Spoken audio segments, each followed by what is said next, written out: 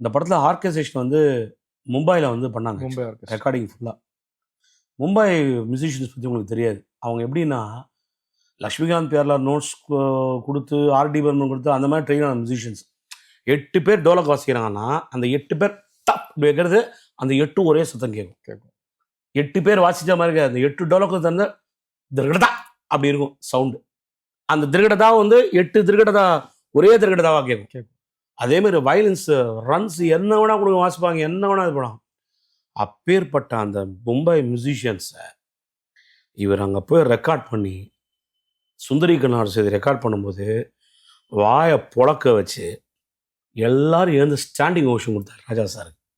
ஏன்னா என்னடா சவுத்துலேருந்து ஒருத்தன் வந்து இப்படி வந்து நம்மளை பொழந்துட்டான் நோட்ஸ் கொடுத்து இந்த மாதிரி ஒரு ஆச்சரியப்படுத்திருக்காப்புல. என்ன ஒரு அசுரத்தனமான ஒரு கம்போசிங்கு, என்ன ஒரு டீட்டெயிலிங்கு. நான் சொல்கிறேன் பாருங்கள் கெவின் சார். அதாவது சார் எல்லாருமே பாட்டு பண்ணிடலாம் சார், பாட்டு பண்ணிடலாம் சார்.